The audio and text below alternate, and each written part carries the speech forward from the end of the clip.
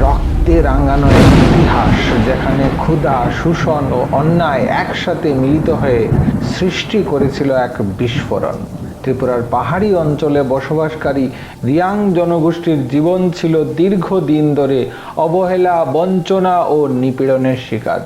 কিন্তু সেই নীরব কষ্ট একসময় প্রতিবাদের রূপ পরিগ্রহ করে, আর এই প্রতিবাদের নেতৃত্বে উঠে আসেন এক সাধু, যাকে আমরা রতনমণি নামে জানি। সবাইকে নমস্কার, welcome to my channel history IQ. Ratanmoni Ruaja কে ছিলেন? রতনমণি রুয়াজা 1888 খ্রিস্টাব্দে পার্বত্য চট্টগ্রামের রামগড় মহকুমায় রামশিরা গ্রামে জন্মগ্রহণ করেন এই রতনমণি রুয়াজা। তার পিতা নীলকমল রুয়াজা ছিলেন একজন ওঝা এবং ধর্মীয় আচার অনুষ্ঠানের সঙ্গে যুক্ত একজন ব্যক্তি ছিলেন। এই পরিবেশের মধ্যেই রতনমণির শৈশব কাটে এবং ছোটবেলা থেকে তিনি আধ্যাত্মিকতার প্রতি আকৃষ্ট হন। তিনি শিব সাধক হিসাবে আত্মপ্রকাশ করেন এবং তান্ত্রিক সাধনায় পারদর্শিতা অর্জন করেন। ধীরে ধীরে একজন সাধু হিসাবে পরিচিতি লাভ করেন এবং সাধারণ মানুষের মধ্যে নৈতিকতা, ধর্মীয় চেতনা এবং মানবিক মূল্যবোধ জাগিয়ে তুলতে থাকেন।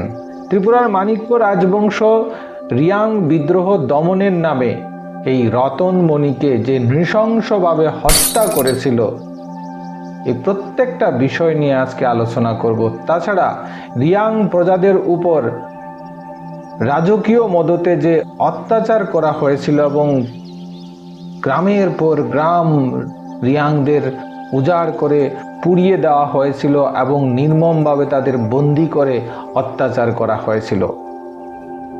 রতনমণি একজন সাধু হিসাবে, সংস্কারক হিসাবে এবং একটা জাতির মুক্তির জন্য সচেষ্ট হয়েছিলেন।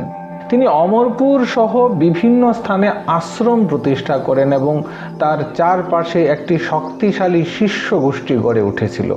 তবে তার সাধনা কেবল ধর্মীয় ক্ষেত্রেই সীমাবদ্ধ ছিল না। তিনি সমাজের বাস্তব সমস্যাগুলি গভীরভাবে উপলব্ধি করেছিলেন। তিনি দেখতে পান রিয়াং জনগোষ্ঠীর দীর্ঘদিন ধরে সমাজপতি, চৌধুরী, রাজকুমার, রাজকর্মচারী এবং কিছু ব্রাহ্মণদের দ্বারা শোষিত হচ্ছে। আর এই শোষণ শুধু শোষণ ছিল না, এই শোষণের সঙ্গে চরম নির্যাতনও চলত। 1942 সাল, দ্বিতীয় বিশ্বযুদ্ধের আবহ তখন। সারা পৃথিবীব্যাপী দ্বিতীয় বিশ্বযুদ্ধ চলছে। পরিস্থিতি ক্রমশ জটিল হয়ে ওঠে। দ্বিতীয় বিশ্বযুদ্ধের প্রভাব ত্রিপুরাতেও পড়ে এবং খাদ্য সংকট তীব্র আকার ধারণ করে। জুম চাষে ফলন কমে যায় এবং সাধারণ মানুষের মধ্যে দুর্ভিক্ষ পরিস্থিতি তৈরি হয়। অথচ এই সময় সমাজপতিরা এবং মহাজনরা খাদ্য মজুত করে রাখতে থাকে এবং উচ্চ মূল্যে তা বিক্রি করে মুনাফা অর্জন করে। অর্থাৎ ওই সময়ও কালোবাজারি ছিল। ফলে দরিদ্র রিয়াং জনগণ আরও বেশি কষ্টের মধ্যে পড়ে। তাছাড়া রিয়াংদের উপর ঘর চুক্তি কর নামক একটি কর চাপানো হয়, যার বাড়তি বোঝা তাদের পক্ষে টানা সম্ভব ছিল না। করের বোঝা দিন দিন বেড়েই চলছিল। পূজা পার্বণের চাঁদা 1 টাকা থেকে বাড়িয়ে 4 টাকা করা হয়। বিভিন্ন অজুহাতে 10 টাকা থেকে 50 টাকা পর্যন্ত জরিমানা আদায় করা হতো, যা সেই সময়ের প্রেক্ষাপটে অত্যন্ত বড় অঙ্ক ছিল। শুধু তাই নয়, জোরপূর্বক শ্রম ও সৈন্য সংগ্রহের জন্য রিয়াং যুবকদের উপর চাপ সৃষ্টি করা হতো। অনেককে তাদের ইচ্ছার বিরুদ্ধে সেনাবাহিনীতে যোগ দিতে বাধ্য করা হতো। আর রিয়াং যুবকরা সেনাবাহিনীতে যোগ দিতে অস্বীকার করলে তাদের উপর চলত অত্যাচার। গ্রাম থেকে গ্রাম তল্লাশি চালানো হতো রাজকীয় সেনাবাহিনী দিয়ে এবং রিয়াং যুবকরা পালিয়ে বেড়াতো। তারা সেই যুদ্ধে অংশগ্রহণ করতে বা সেনাবাহিনীতে যোগ দিতে চাইতো না। ধর্মীয় ক্ষেত্রেও শোষণ প্রকট হয়ে ওঠে। কিছু ব্রাহ্মণ ধর্মীয় আচার অনুষ্ঠানের নামে সাধারণ মানুষের কাছ থেকে অর্থ ও দ্রব্য আদায় করত। ফলে মানুষের মধ্যে ক্ষোভ জমতে থাকে। আর ত্রিপুরার রিয়াং উপজাতি সম্প্রদায়রা সংখ্যার দিক থেকে দ্বিতীয় শ্রেণীতে ছিল, কিন্তু সবসময় অবহেলিত ছিল, যা আজও রয়েছে। এই সমস্ত পরিস্থিতির মধ্যে রতনমণি একটি গুরুত্বপূর্ণ ভূমিকা পালন করেন। যদিও তিনি নিজে রিয়াং জনগোষ্ঠীর ছিলেন না, তবুও তিনি মানবিক দায়িত্ববোধ থেকে তাদের পাশে দাঁড়ান। তিনি বুঝতে পারেন যে এই মানুষগুলি সংগঠিত নয় এবং তাদের একটি নেতৃত্বের প্রয়োজন। তিনি সভা সমিতি ও ধর্মীয় সমাবেশের মাধ্যমে মানুষদের সচেতন করতে থাকেন। তিনি স্বদেশী আদর্শে উদ্বুদ্ধ হয়ে একটি সংগঠন গঠন করেন এবং মানুষকে ঐক্যবদ্ধ করতে সচেষ্ট হন। তার প্রতিটি বক্তব্যের আগে তিনি একটা গ্রহণযোগ্য মন্ত্র উচ্চারণ করতেন, যেখানে স্বাদেশিকতা এবং ত্রিপুরার ধর্মীয় ভাবনা লুকিয়ে আছে। আর সেই উচ্চারণটা ছিল বন্দে মাতরম ত্রিপুরেশ্বরী। এই উচ্চারণ করতেন, যা মানুষের মধ্যে আত্মপরিচয় ও ঐক্যের বোধ সৃষ্টি করে। 1943 খ্রিস্টাব্দে তিনি বিদ্রোহের প্রস্তুতি গ্রহণ করেন। তুইনানিছড়া অঞ্চলে একটি ক্যাম্প স্থাপন করা হয় এবং সংগঠন পরিচালনার জন্য একটি মন্ত্রী পরিষদ গঠন করা হয়। তবে উল্লেখযোগ্য বিষয় হলো, তিনি মহারাজাকে সরাসরি অস্বীকার করেননি। তিনি নিজের কক্ষে মহারাজার ছবি টাঙিয়ে রাখতেন, যা প্রমাণ করে তিনি সম্পূর্ণভাবে রাজবিরোধী ছিলেন না। কিন্তু পরিস্থিতি দ্রুত পরিবর্তন হতে থাকে। বিভিন্ন প্রভাবশালী ব্যক্তির কুমন্ত্রণায় রাজা বীর বিক্রম কিশোর মাণিক্য এই আন্দোলনকে বিদ্রোহ হিসাবে দেখেন এবং এই আন্দোলন দমন করার জন্য তিনি সিদ্ধান্ত গ্রহণ করেন। এবং এই দমনপীড়ন সেই দমনপীড়ন ছিল না, অত্যন্ত কঠোরতার সঙ্গে এই রিয়াং বিদ্রোহ দমন করা হয়। 1943 সালে একটি রাজাদেশ জারি করা হয় এবং বিদ্রোহ দমনের জন্য রাজরক্ষী বাহিনী পাঠানো হয়। উদয়পুর, বিলুনিয়া, অমরপুর তিনটি বাহিনী প্রেরণ করা হয়। মনোরঞ্জন দেববর্মা, হরেন্দ্র কিশোর দেববর্মা এবং নগেন্দ্র দেববর্মা এই তিনটি বাহিনীর নেতৃত্বে ছিলেন।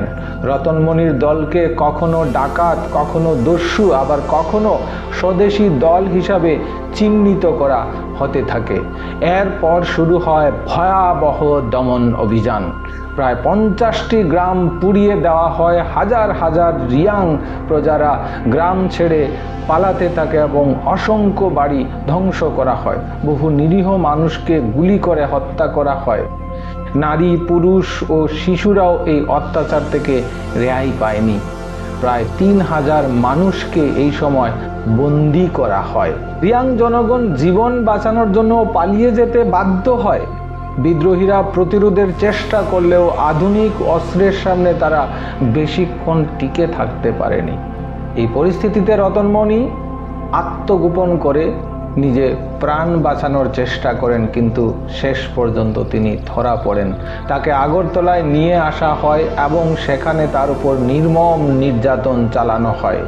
দীর্ঘ সময় ধরে শারীরিক ও মানসিক অত্যাচারের পর 1943 খ্রিস্টাব্দের ডিসেম্বর মাসে তার মৃত্যু হয় এবং প্রচার করা হয় যে তিনি নাকি হৃদরোগে আক্রান্ত হয়ে মারা গেছেন।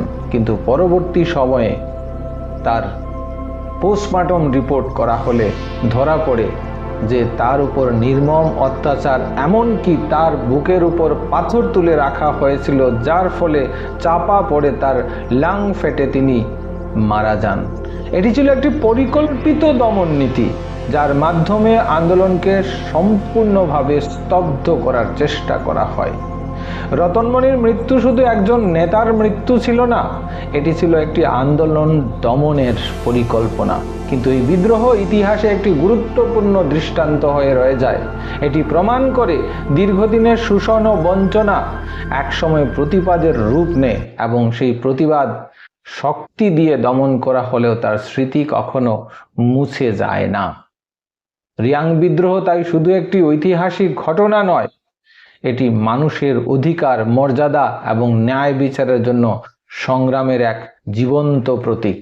পরবর্তী ভিডিওতে তুলে ধরব রিয়াংরা কেন বিদ্রোহ করলো, কার বিরুদ্ধে, কোন সর্দারদের বিরুদ্ধে রিয়াংরা বিদ্রোহ করেছিল, আর এই রিয়াং বিদ্রোহ ত্রিপুরার প্রজা বিদ্রোহের ইতিহাসে কতটুকু গুরুত্বপূর্ণ স্থান দখল করে আছে। তাহলে ভিডিওটা ভালো লাগলে লাইক করবেন, শেয়ার করবেন, আর চ্যানেলে নতুন হলে অবশ্যই চ্যানেলটাকে সাবস্ক্রাইব করবেন। সবাই ভালো থাকবেন। নমস্কার।